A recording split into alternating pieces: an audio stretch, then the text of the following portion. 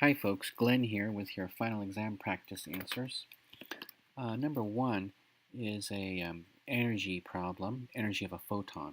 When you want the energy of a photon, just as you did in WebAssign 6a, you're going to use this formula, E equals h nu, where h is the Planck's constant, which is given on the exam, and nu is the frequency of the photon, which is not given here. So since that's not given, we're going to have to substitute something else in for that nu. Happens to be the case that c equals nu times lambda. So c equals lambda times nu. C is the speed of light. It will be given on the exam. Lambda is the wavelength. It's given right there. Nu is what we want in order to fill in this, in order to get the energy, which is what the question is asking for. So let's get this. So if I divide both sides by lambda here, then I get nu. So nu equals c over lambda. That means this nu also equals c over lambda. So to rewrite this, energy equals h times c over lambda. All right, now I'm going to start plugging everything in.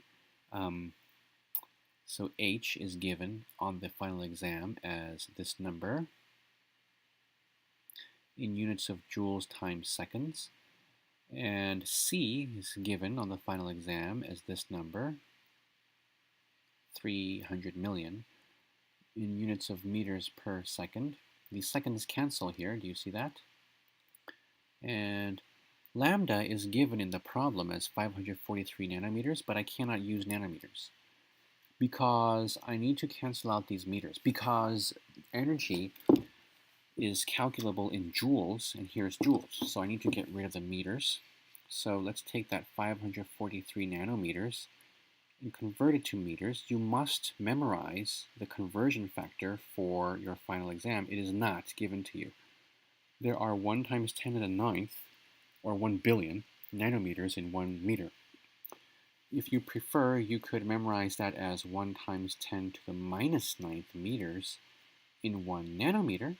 That is also perfectly fine, but you do need to have this memorized in either of those forms, just one of those forms. So here the nanometers cancel, and we get 5.43 times 10 to the minus 7th meters as the answer for the wavelength, and that goes right here. The wavelength, it goes right there. 5.43 times 10 to the minus 7th meters. The meters cancel here. The only units left here are joules. That's what we want. So the energy equals this times this divided by this. Now it's very important that you use your scientific notation button when you do this. If you don't use the scientific notation button, as many people found when discussing this with me during those 5 days when I didn't have Canvas access, you get the wrong answer. So I am now using the scientific notation button. On my calculator, it is called EE. On your calculator, it may be called EXP, or EE, or maybe even something else.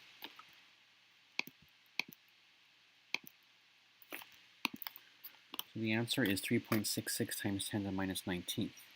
I think you'll find that if you don't use the scientific notation button, but instead you type in 5.43 times 10 to the power minus 7. If you type all these as individual digits, then your calculator is going to think that you meant this whole thing times 10 to the minus 7th, which is not what you meant. That gives you a very different and wrong answer. Okay, the units are joules. Don't forget the units. Let's go for number 2. Number 2 is a conceptual question which requires memorization. You must memorize the fact that wavelength is lambda, and it looks like this. Frequency is nu, and it looks like this. These are Greek letters. The speed of light is just the regular letter. I guess we would call this the Latin letter, c. And then hertz is this, inverse seconds, seconds to the power of negative 1. Hertz is a seconds to the power of negative 1 because Seconds to the power of -1 means 1 over seconds, and that means per second. Hertz means cycles of anything per second. It could be cycles of a wave per second, or it could mean cycles of a car wheel turning per second. So these are hertz. I think on the final exam it shows up like this, as to the power of -1. So you should memorize that as hertz. I know some textbooks use Hz as hertz, but that's not how it is on our exam. Okay, now number 3 is also memorization, and also number 4. So the number 3 and 4 refer to the electromagnetic spectrum. Let me show you. This is in your textbook also, but it's conveniently on any old page given by Google. Let's look at this one. This looks nice. So here is a copy of the electromagnetic spectrum.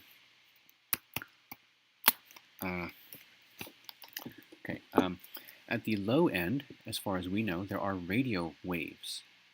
This is the low energy end. It's very high wavelength. You see the wavelength is very long, but the frequency is very low. That means the energy is low. At the high end, there are gamma rays. All right?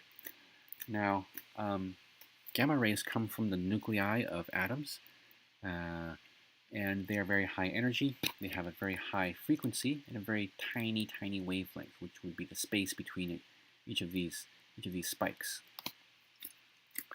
It's only necessary for you to remember the highest energy, gamma rays, and the lowest energy, radio waves. It is not necessary for you to memorize anything else. Visible light falls in the middle here. Ultraviolet light, which is what bees see, and what we don't see, is a little higher in energy. X-ray is a little higher. Infrared is the stuff that comes out of your TV remote control when you press a button to signal the TV to turn on, and microwaves are what your cell phone uses to communicate with local cell towers, and what your microwave oven uses to heat up food if you use a microwave oven. All these are, they look like they are waves here, but of course they're not really waves. I mean, they behave in nature as though they were waves, but in the 20th century, we found out, mostly Albert Einstein found out, that these are not waves. In fact, they are particles, and we call those particles photons. Radio photons, gamma photons. They just act like waves, so historically we've considered them waves. Now, we've done 2, 3, 4. Now it's time for 5. Okay, now with 5, it seems daunting because the periodic table does not give us numbers as to the radius of atoms and ions, but the periodic table does give us very good clues. We'll go to the periodic table for this number 5. Let's see, in number 5 we've got chloride, we've got sulfide. Sulfide is S2 minus in number 2. Cl minus, we've got argon, we've got potassium, we've got calcium. So this has to do with web assigned 6b, the electron configurations. Notice that the sulfide ion, S2 minus, it has the same electron arrangement as argon. 1 extra electron, 2 extra electrons. So it has the same electron configuration as argon. The chloride ion, Cl minus, it has 1 extra electron, giving it the same electron configuration as argon. The potassium ion, K+, it has one fewer electron than it should have. That sends it back to argon. So the electrons in the potassium ion K+, look the same in arrangement as the electrons on argon. Calcium 2+, same story, it's missing 2 electrons. So all of these atoms in this list have the same electron configuration as argon. So that means we can now arrange these by size according to their charge. Of course, if an atom were to have, here's a nice atom, if it were to have extra electrons, if you were to give extra electrons here, those extra electrons would be held very loosely on the outside because they don't really belong there. So that would make the atom larger. So if you have 2 extra electrons, that would make the atom even larger. So the largest atom is going to be this sulfide ion. The next largest is going to be the chloride ion with only one extra electron. The next largest is going to be the argon atom with no extra electrons. And the next largest, almost the smallest, is going to be the potassium ion, which has the same electrons as argon, except it has another proton. So this potassium, it has the same electrons as argon, but it's not supposed to. It's supposed to have one more electron. So if you have an atom that is supposed to have a certain number of electrons, and then you take away an electron, that's going to decrease its size by a lot, because this nucleus is positively charged. It's supposed to attract all these electrons toward the center so that the atom size is limited.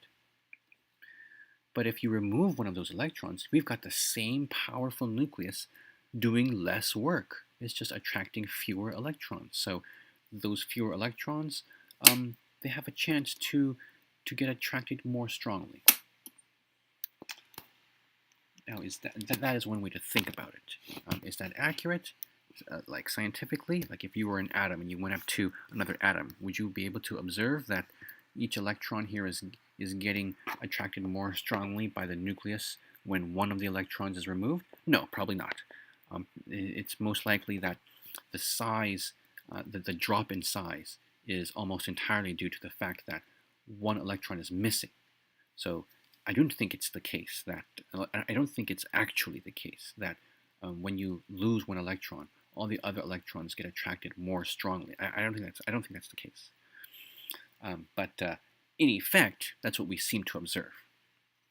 The reason why I don't think that's the case is because the electrons and the protons are not intelligent. They cannot tell if one of them is missing or they have an extra one. I think it's just each electron just deals with its own situation individually. But anyways, that's not important.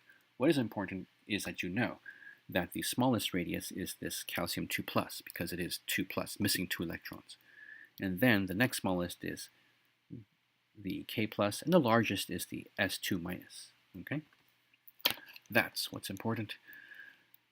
Ground state. So this is the reason why the test question says ground state is because if it's not ground state, then you cannot know what the electron configuration is unless you have some special tools. So more about that in a moment.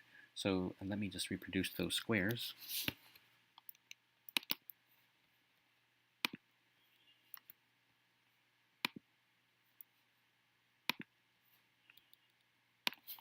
Oops. A little break for you here, folks. Okay, so here we are. Now, it looks like I'm asking you on this practice to write the ground state electron configuration for an oxygen atom. So let me get the boxes here for you.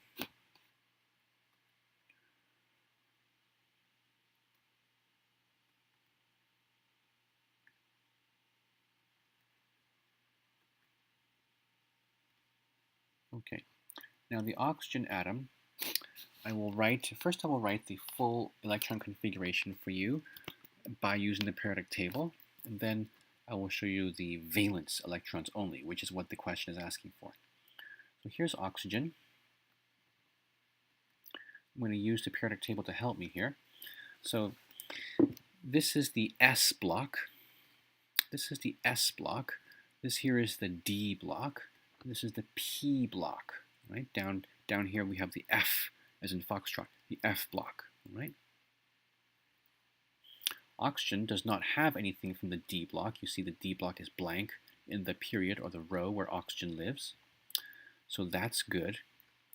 Now, let's see. But it does have some S electrons. So I start here. This is 1s1. This is 1s2. And that's the full S orbital. And in row number 2, or period number 2, this is 2s1. This is 2s2. Now, over here, this is 2p. This is 2p1, 2, 3, 4. This is 2p4. So that's the full electron configuration for oxygen. It has 8 electrons, 2 plus 2 plus 4, and that's appropriate because it has 8 protons right there. Atomic number of 8. So what do I do with this information? I find the valence shell, which is the shell with the highest first number there. The highest first number is 2, so this is the valence shell. So this must represent the 2s, and this must represent the 2p. It's 2 electrons per little box, because 2 electrons go in every suborbital. The 2s2, that means there's 1 electron like this and 1 electron like this. The up arrow and the down arrow signify opposite spinning directions for the electron. You just need to know from your WebAssign 6b work that electrons do not exist in the same suborbital unless there's something different about them. You cannot have the same electron with exactly the same characteristics in a single suborbital. So what's different about these 2 electrons is their spin. Is the electron actually spinning? Nobody knows. But the electron behaves as though it were spinning, and that behavior is observed as a magnetic field. So the magnetic field of one of the electrons in a 2s suborbital is opposite the magnetic field of the other electron. So let me fill in the rest here. There are 2p4, so 1, 2, 3, 4. It is very necessary to fill in the boxes within an orbital. So this is the 2p represents an orbital. There are three suborbitals here, but it's very necessary to fill in these boxes with 1 arrow at a time. This is called Hund's rule. This is from your WebAssign 6b also.